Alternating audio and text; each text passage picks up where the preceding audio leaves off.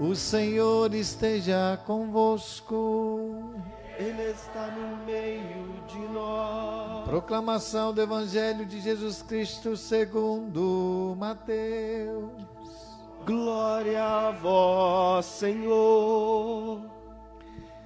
Naquele tempo, Jesus foi à região de Cesareia de Filipe e aí perguntou a seus discípulos: quem dizem os homens ser o Filho do Homem? Eles responderam: alguns dizem que é João Batista, outros que é Elias, outros ainda que é Jeremias ou algum dos profetas. Então Jesus lhes perguntou: e vós, quem dizeis que eu sou? Simão Pedro respondeu: tu és o Messias, o Filho do Deus vivo. Respondendo Jesus lhe disse: feliz és tu, Simão, filho de Jonas, porque não foi um ser humano que te revelou isso, mas o meu Pai que está no céu. Por isso eu te digo que tu és Pedro, e sob esta pedra construirei a minha igreja, e o poder do inferno nunca poderá vencê-la. Eu te darei as chaves do reino dos céus. Tudo que tu ligares na terra será ligado nos céus.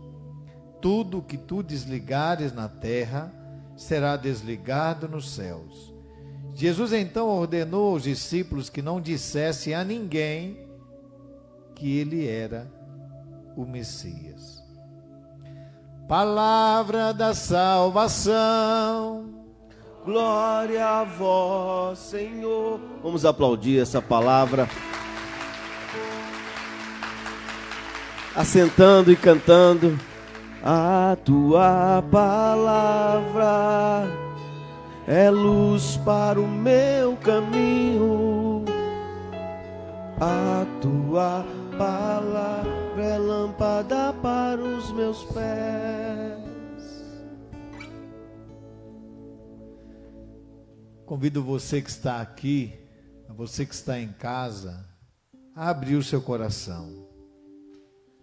Não basta somente estar aqui. Preciso estar aqui de coração aberto, porque às vezes eu posso estar aqui, eu até vim, eu estou aqui com o meu coração fechado. Padre, o que vai acontecer? Nada. Pessoas que entram na presença de Deus com o coração fechado, entram do mesmo jeito e saem do mesmo jeito. Padre, quem é que experimenta uma transformação? Quem abre o coração.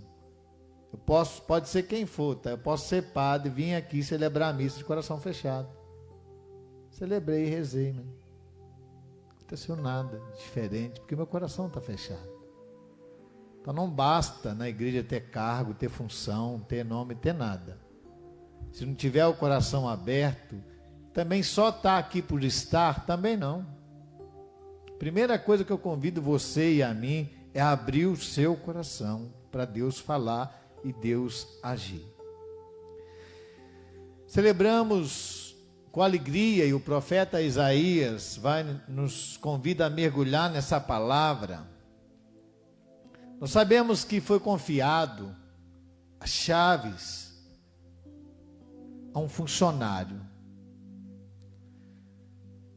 que não estava sendo fiel. Ele era prefeito, servia aquele rei Ezequias, e ele era prefeito naquele lugar, Sóbina. O que é receber as chaves? Estou te dando as chaves. Chaves é tornar a pessoa detentor de poder. Estou te entregando as chaves. Se eu pedir para você a chave da sua casa, você me daria? Sim ou não?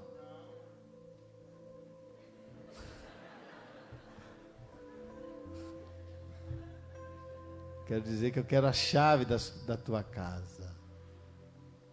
Você me daria a chave da sua casa? Só para pensar um pouquinho. Não por quê que você não me daria a chave da tua casa. Se daria, por que você daria a chave da tua casa? Veja que Sóbina estava sendo infiel, ele era materialista.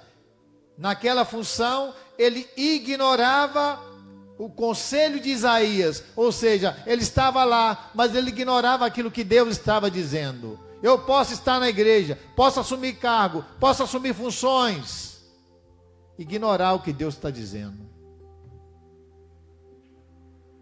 Estou sendo infiel. E ele seria destituído. Deus institui e Deus destitui, vamos dizer. Ele seria demitido.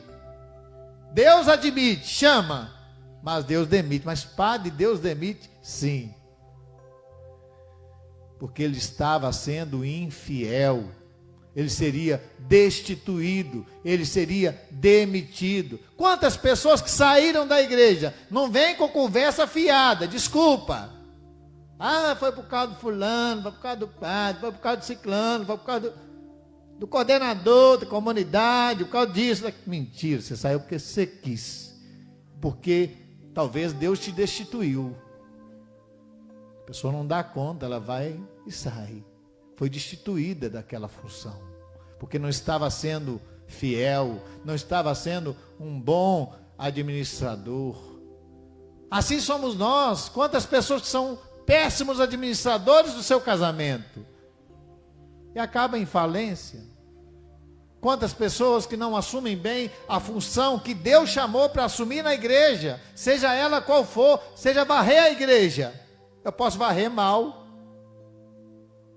sim ou não? Posso fazer mal, feito. E ele estava sendo infiel, ele foi destituído do seu posto que ocupava, foi demitido. E ele seria substituído por Eliaquim, que seria como um prego num lugar firme. Ou seja, como é que eu vou assumir a minha função na igreja? Como é que eu vou assumir a minha função na família? Eu posso assumir de qualquer jeito. Como é que eu vou assumir a minha função na vida profissional? Eu posso ser aquela pessoa meia boca, de qualquer jeito. Ser um péssimo cristão, um péssimo pai, uma péssima mãe, um péssimo marido, um péssimo profissional. E aí a palavra de Deus nos convida a refletir sobre a nossa função para Deus, que nós, se a gente não fazer bem, nós corremos o risco de sermos destituídos e Deus colocar no nosso lugar uma outra pessoa que vai ser um prego firme no lugar.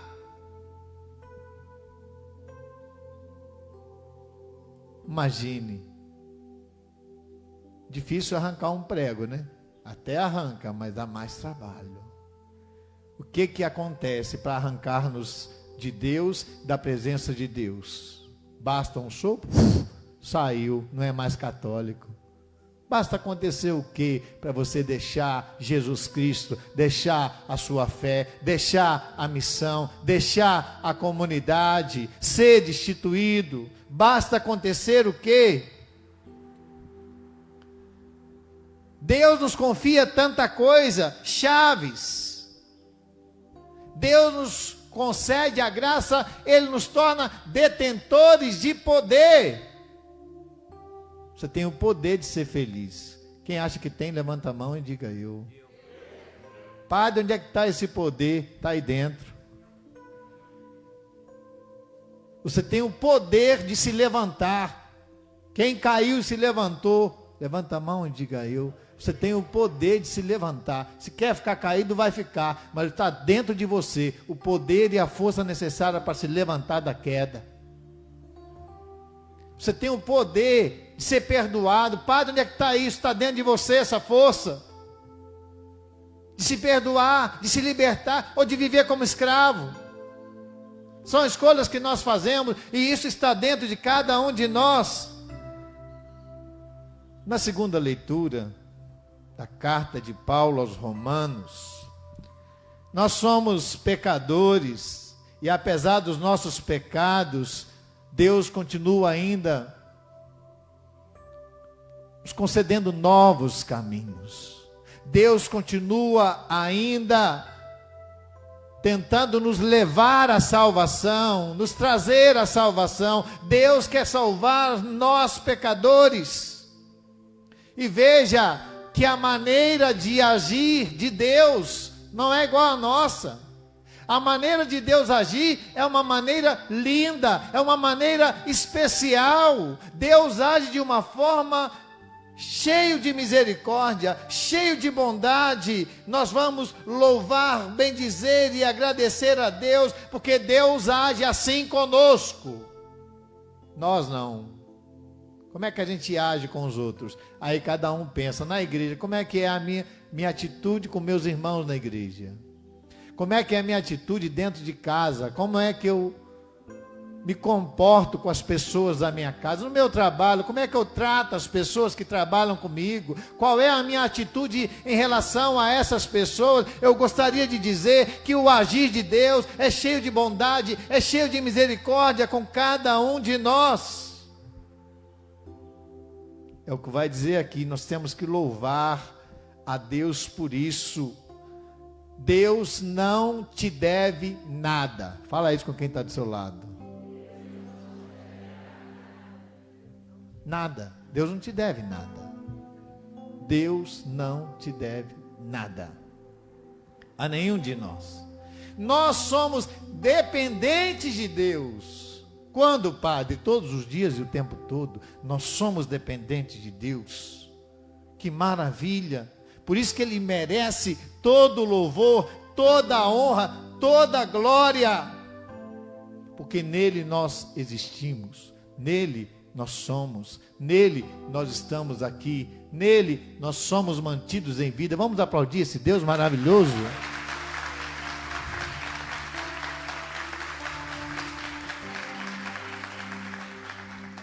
Veja, Deus deu a chave, Deus tirou a chave. Abre a mão. Deus deu a chave.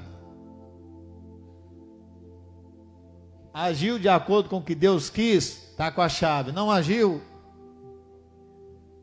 toma para você. Substitua o lugar dele. Deus faz isso conosco. Foi justamente porque não estava sendo fiel, não estava obedecendo aquilo que Deus queria, não estava agindo segundo o conselho de Deus, através do profeta Isaías. Deus tira e Deus dá a quem Ele quiser. Deus chama a quem Ele quiser. Vamos para a parte final da nossa reflexão. Mateus 16, versículos de 13 a 20. Primeira pergunta: quem dizem os homens ser o filho do homem? Vamos dizer? Quem dizem os homens ser o filho do homem? Ok, Jesus está perguntando: o que o povo diz que eu sou? No primeiro momento, Jesus estava querendo saber a opinião do povo. O que o povo fala que eu sou? E aí, a resposta é: Jesus é um grande profeta que tinha voltado a viver. Esta era a resposta. Alguns vão dizer, é Elias. Não, é Jeremias. Opinião das pessoas. As pessoas falam sobre nós o tempo todo, sim ou não? Depois ele vai perguntar para quem convive com ele. Depois ele vai querer saber para quem viu ele realizar milagres. Ele perguntou: o que o povo por aí fala de mim? Agora você que convive comigo, você que anda comigo, você que me escuta o tempo todo, eu pergunto para vocês, a resposta de quem convive é igual de quem não convive? Não. Quero saber de você. Para você, o que eu sou? Quem eu sou para você? É claro que a nossa opinião não define o outro. Claro que a nossa opinião, que Jesus é independentemente da nossa opinião, daquilo que a gente acha.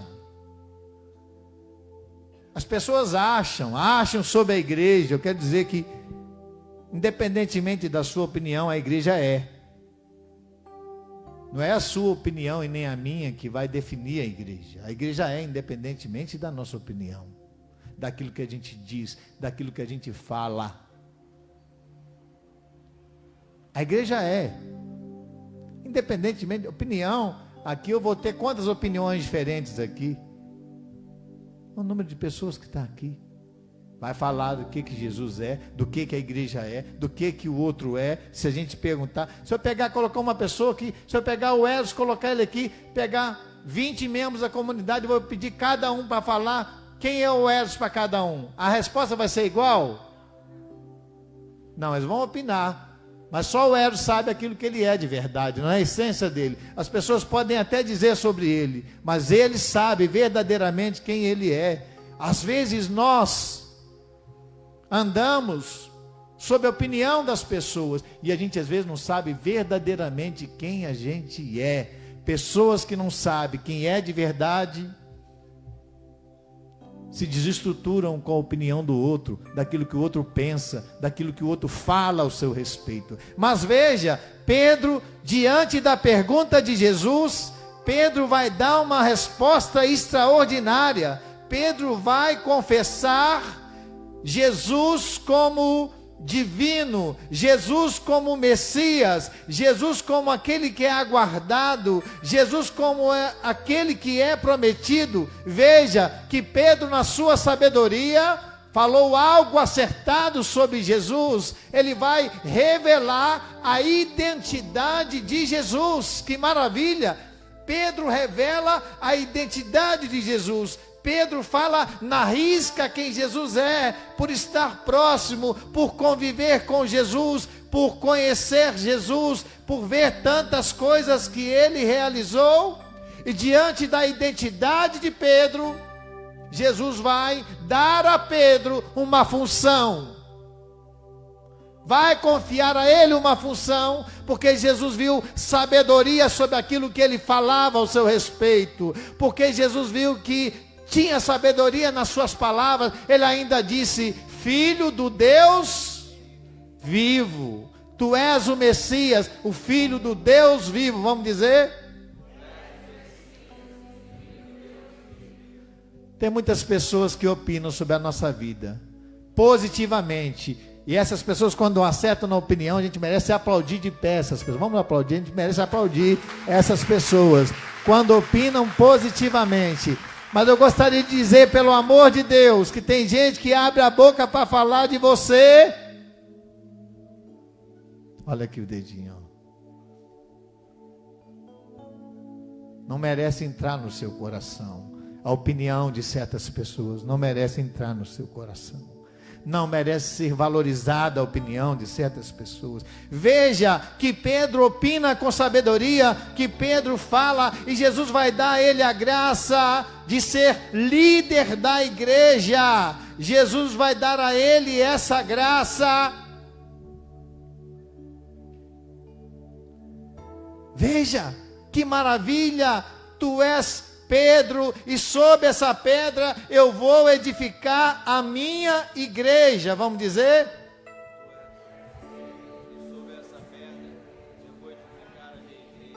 E aí Jesus vai pegar as chaves. Que lindo isso, né? Ele vai pegar as chaves do reino dos céus e vai dar na mão de Pedro. Poder. Padre, mas quem deu poder ao homem? Jesus. Vamos aplaudir Jesus?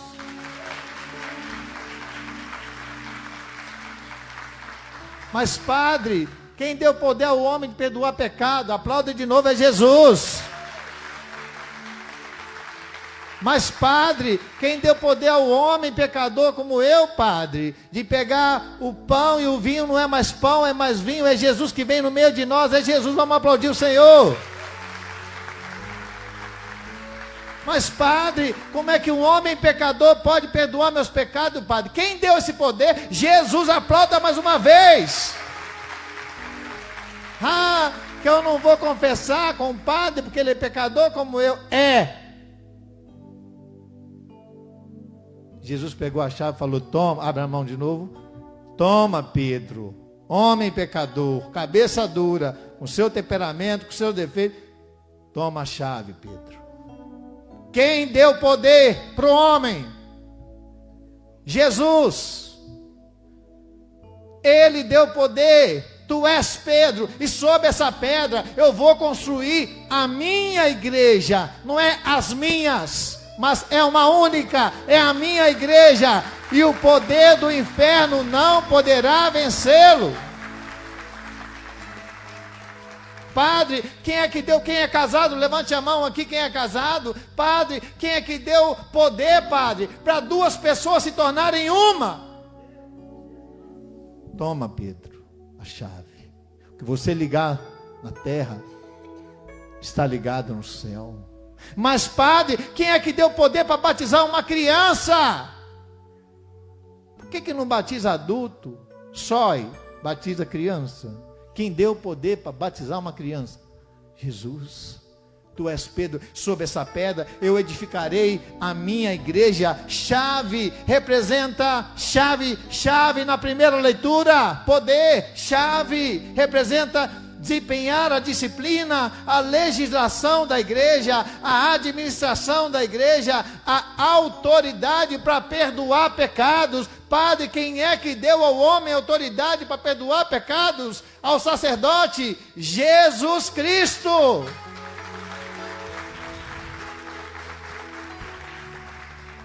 Jesus deu a nós a oportunidade de experimentarmos a salvação, de trazer as pessoas para o reino dos céus, de apresentar a essas pessoas a mensagem da salvação encontrada na palavra de Deus. Mas padre, existe salvação para mim? Sim, ela está na palavra de Deus. Deus nos usa para ajudar as pessoas a quê?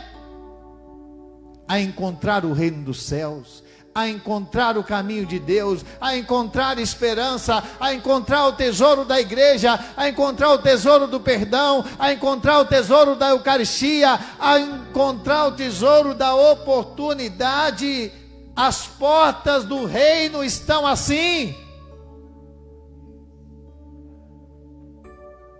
Os homens podem fechar as portas, mas as portas de Deus na igreja estão abertas. As portas do reino estão abertas para quem crê no Cristo, para quem obedece suas palavras.